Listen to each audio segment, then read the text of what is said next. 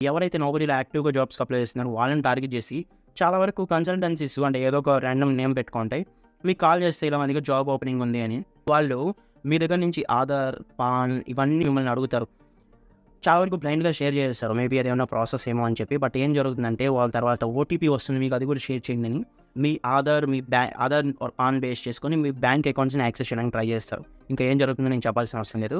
So, దీనికి అంటే మీరు ఎలాగా ఈ స్కామ్ నుంచి బయటపడొచ్చు ఎవరైనా అంటే, సో, మీకు ఎవరైనా కాల్ చేసినా, ఎలాంటి కన్సల్టెన్సీ అయినా, ఏ కంపెనీ అయినా, ఎంత పెద్ద కంపెనీ అయినా, ఇప్పుడు ఇది చేసేవాళ్ళు కూడా వాళ్ళ క్లయింట్స్ పెద్ద కంపెనీస్ అని చెప్తారు. ఆ కంపెనీస్‌కి అది నెసెసరీగా అప్‌లోడ్ చేయాలి ఈ డాక్యుమెంట్స్ అని అడుగుతారు. సో, మీరేం చేస్తారంటే ఎవరైనా మీకు ఆఫర్ లెటర్ జనరేట్ చేయకుండా మిమ్మల్ని ఆధార్ గానీ, పాన్ గానీ అడగకూడదు. మిమ్మల్ని ప్రీవియస్ కంపెనీ పే స్లిప్స్ అడిగారు ప్రూఫ్‌కి అంటే ఓకే. మీ సాలరీ కన్ఫర్మ్ చేసుకోవడానికి అనుకోవచ్చు. ఆధార్, పాన్ ఎవరికీ కూడా షేర్ చేయకండి. మీరు డైరెక్ట్‌గా చెప్పొచ్చు.